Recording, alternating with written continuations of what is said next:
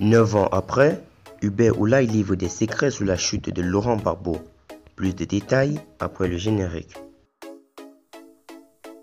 Avant de commencer, abonnez-vous à la chaîne et activez la cloche de notification car cela va vous permettre de ne plus manquer les prochaines vidéos. Let's go!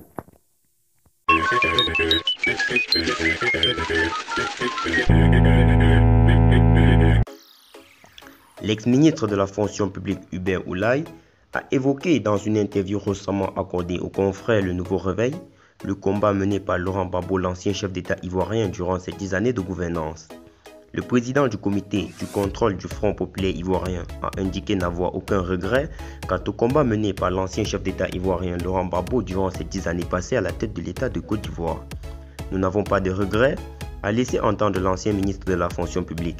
Nous sommes plutôt attristés, a-t-il fait savoir. Selon lui, la chute du régime des refondateurs avait été programmée par Sarkozy et mise en exécution par des Ivoiriens. Le cadre du Front populaire ivoirien estime qu'il est temps pour les Africains en général et pour les Ivoiriens en particulier de comprendre que les intérêts personnels ne doivent en aucun cas primer sur l'intérêt national. Pour Hubert Oulay, la guerre imposée à la Côte d'Ivoire entre 2002 et 2011 a fait plus de mal aux Ivoiriens qu'elle n'en a fait de bien. Qu'est-ce qu'on a gagné et qu'est-ce qu'on a perdu? Si vous écoutez les Ivoiriens aujourd'hui, beaucoup regrettent, souvent même des Ivoiriens venant du Nord, à qui on a chanté beaucoup de choses, a-t-il indiqué. Dans le combat mené par Laurent Gbagbo, a expliqué le dignitaire du Front populaire ivoirien, il s'agissait de faire un choix entre la souveraineté nationale et celui de la non-souveraineté.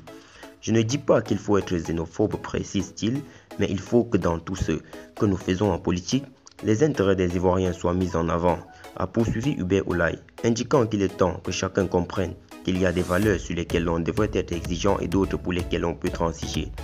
Vous allez aux Émirats arabes unis, les populations autochtones ne sont pas nombreuses. Vous avez une grande masse de population externe, mais ce sont les populations autochtones qui maîtrisent leur économie sans pourtant chasser les autres qui viennent gagner leur vie, a clarifié l'ancien ministre.